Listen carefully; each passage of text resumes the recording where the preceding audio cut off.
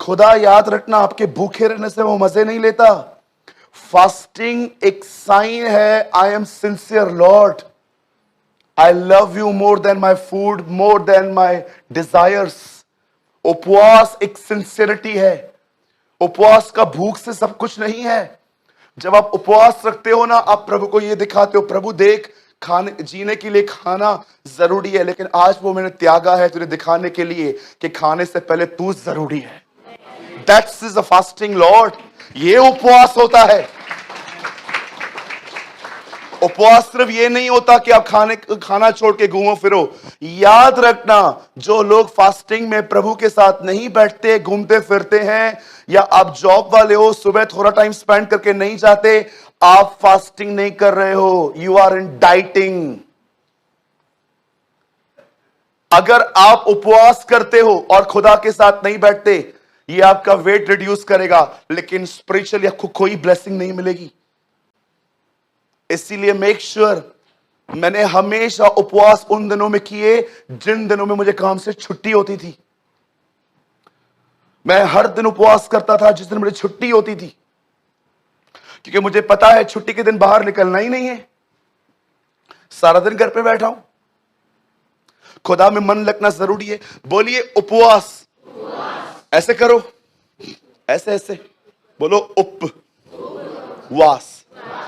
उपवास का मतलब है आज मैं यहां नहीं हूं, आज ऊपर हूं। उपवास, दैट्स कॉल्ड फास्टिंग। पता नहीं कौन पाखंडी था, एक प्रचारक, वो कहता था फास्टिंग की जरूरत ही नहीं है, जीसस ने तुम्हारे लिए सब पूरा कर दिया है। मैंने प्रभु से प्रार्थना की, एक दिन इससे मुझे मिला, एक बार मुझे इससे मिला। कैसे लोग हैं ना आजकल, वर्ड का वर्ड, सिद्धांत का सिद्धांत ही निकाल देते हैं बाइबल में से, क्योंकि उनको ये सब पता नहीं है। कितने सारे टॉपिक्स हैं मैंने टच भी नहीं किए आज तक, क्योंकि मुझे पता है, मुझे उसके बारे में कुछ पता ही नहीं है ठीक से, मैं कुछ भी बोलूं। कई लोग आके मुझे पूछते हैं, भैया मैंने ड्रीम देखा, मैंने विजन देखा, मैंने दर्शन देखा, मैंने सपना देखा। मैं उनको बताता हूं, बताइए बताइए क्या देखा। और कुछ तो बड़े अजीब होते हैं, कुछ समझ में आते हैं, हाँ बिब्लिकल हैं, कुछ लोग तो पता नहीं क्या क्या बोलते हैं। मैं हमेशा लोगों को कहता हूं, सर माफ करिए, मुझे नहीं पता। मुझे इस बात से कोई दिक्कत नहीं है कि कुछ लोग मुझे स्पिरिचुअल न समझे। चालेल चलता है, बिल्कुल चलता है। एंड यू नो, कभी कभी कुछ लोग ऐसे भी होते हैं, उनका कोई सवाल नहीं है, फिर भी पूछेंगे इसका मतलब तो बताइए। आपको नहीं पता है, पता तो है, फिर भी आप बताइए, क्या टाइम पास है। द बाइबल सेज, जब यहोशापात को पता चला कि 3 देश के लोग चढ़ाई करने के लिए आ रहे हैं, वो डर गया। डरने के बाद लिखा है वो प्रभु को ढूंढने लगा। और देखिए प्रभु की खोज कैसे की उसने। मुझे नहीं लगता कि यहोशापात से कोई ज्यादा आपको बाइबल में सिखा सकता है कि परमेश्वर की खोज क्या होती है। मुझे नहीं लगता कि बाइबल में कोई ऐसा चैप्टर है जिसमें यह एक्सप्लेन किया गया है। इवन जीसस ने भी कहा, ढूंढो तो तुम पाओगे, सीख। जानते हो उससे पहले पहले क्या किया? बोलो उपवास।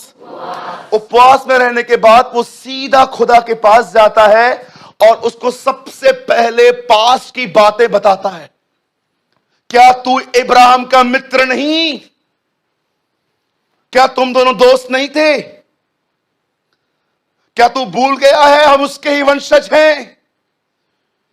कितने लोग हैं यहां पर, मुझे बताएं।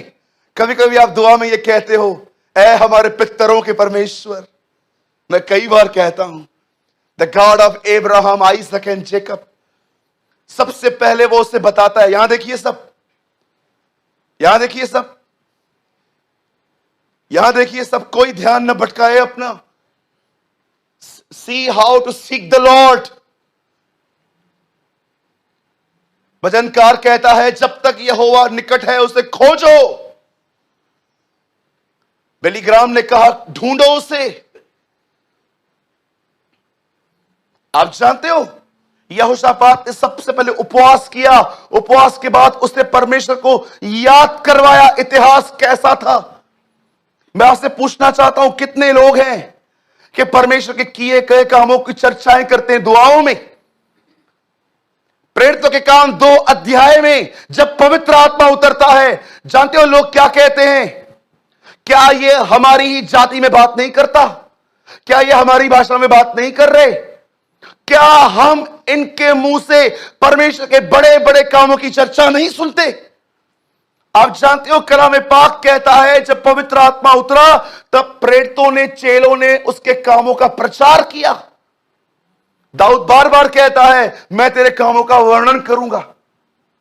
कितने लोग हैं मुझे बताइए, जब आप दुआओं में रहते हैं, आप एक अच्छी लंबी दुआ करना चाहते हैं, खुदा के साथ समय बिताना चाहते हैं, कितने लोग हैं जो उससे कहते हैं तू वही सारा का खुदा है जिसने उसको बेटा दिया, तू वही इसहाक का खुदा है जिसने उसको बंजर जमीन में जोता बोया, तू वही है जिसने मूसा के द्वारा लाल समुंदर 2 भाग कर दिए, तू वही है जिसने दानियल को सिंहों की मांस से निकाला, तू वही है जो शद्रक मेशक की आग में उतरा, तू वही है जिसने एलिया के कहने पे आग बरसाई, तू वही है धार्मिकता का सूर्य जिसकी किरणों से इस्राएल चंगी हुई है। I praise the Lord always like this. क्या तू इब्राहिम का मित्र नहीं?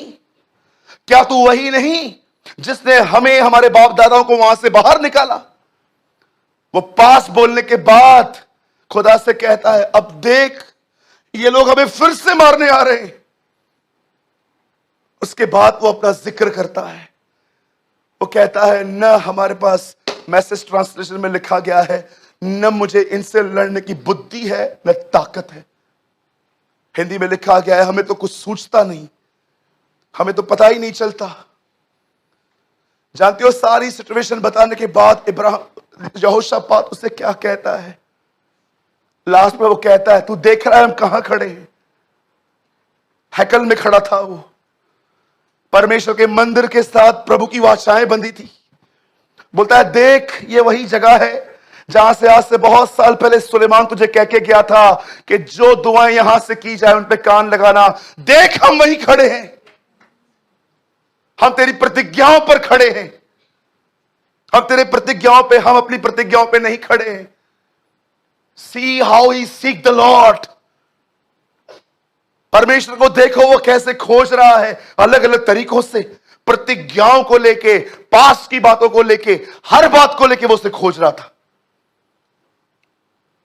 और लास्ट में वो कहता है सुन अब हमारी ये दिशा है, हम तो नहीं लड़ सकते। कितनी बड़ी बात है, एक शारीरिक व्यक्ति को हम कहें कि हमें मारने आ रहा है कोई, तो वो वजीर ढूंढेगा, प्यादे ढूंढेगा, सैनिक ढूंढेगा, पर इसकी देखो लड़ाई की तैयारी इसकी कुछ अलग ही है। आपको क्या लगता है वो सिर्फ प्रभु को ढूंढ रहा है? यह एक आत्मिक व्यक्ति का तरीका है युद्ध लड़ने का। आज भी देखो बहुत लोग लड़ने वाले बैठे हैं इधर हमारे बीच में, बहुत लोग होंगे। कितने लोग इस तरह लड़ते हैं अपनी लड़ाइयां, मुझे बताइए।